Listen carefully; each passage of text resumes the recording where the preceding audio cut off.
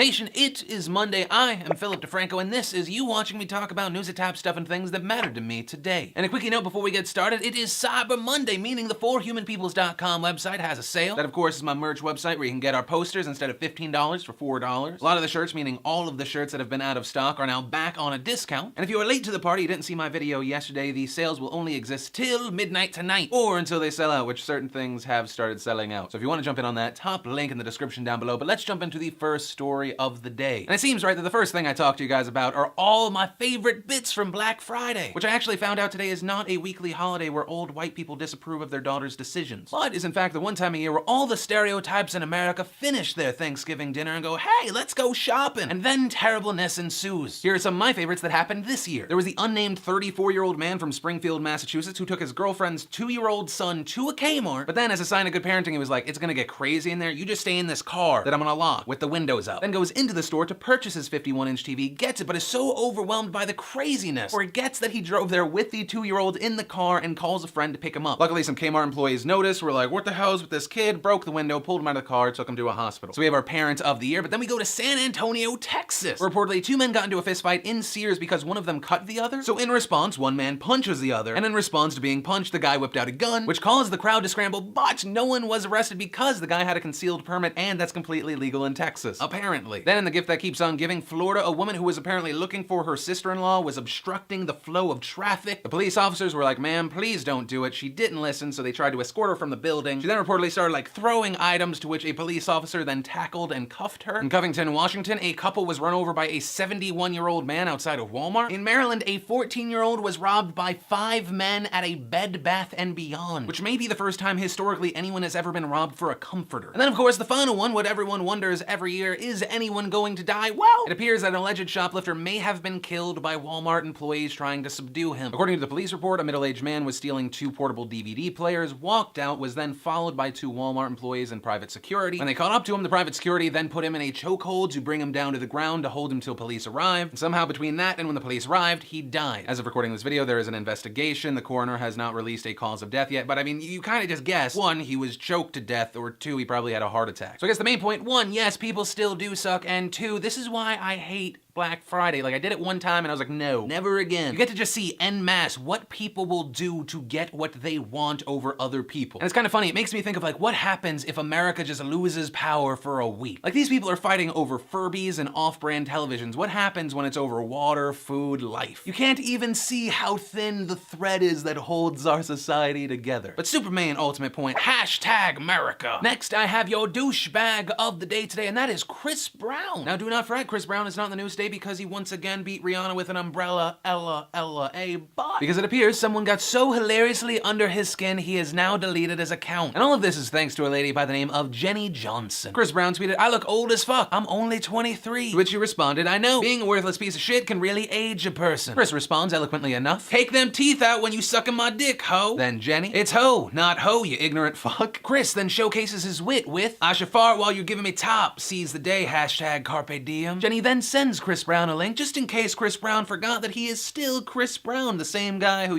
did this to Rihanna. And Chris does 2 things that are really weird. 1, he says, my mom says hello. She told me not to shart in your mouth, wanted me to shit right on the retina. Hashtag pink eye. Adding, let me leave this bitch alone. It's good to know my worth by listening to a bitch that is worthless. Hashtag I win. And that tweet alone is just amazing. In 1 tweet, he managed to call women worthless and to prove the point that if I say I win, well damn it, I win. For example, did you see that Patriots-Jets game? Man, I can't believe the Jets won. Hashtag Jets won. Hashtag Mark Sanchez can actually throw a touchdown. Hashtag I don't cry myself to sleep at night because I'm a Jets fan. Jenny then tweets something that I've thought the entire time. I have zero respect for a person who seems unapologetic for the terrible crime he committed and shows no signs of changing. I mean, you just look at the situation and you look at the lack of any legitimate trying to fix yourself as a human being, and you go, yeah, he's a classic abuser. They're never sorry, they push off the blame of why it happened, they love the fact that the person that they abuse comes back to them, it gives them this power. And all of this boiled down to the last 4 tweets from Chris Brown. Just ask Rihanna if she mad. Already off to an amazing start. Back to life, ellipses. Team Breezy, no I'm not upset. Just felt like entertaining the ignorant. These bitches crazy. That one is a fact though, bitches be crazy. And finally, further proved my point of how immature society is. Hashtag carpe diem. diem, you just need to stop using that. Like, I get it, carpe diem, seize the day as if it was Rihanna's throat and she said something back to you. Maybe that's the problem, Chris. You were so young back then when you beat a woman. Maybe you took carpe diem too literally. Maybe on that fateful night you would later undo by singing Man in the Mirror and crying in front of a group of people, you thought you had to literally seize the day and or possibly bite it and or,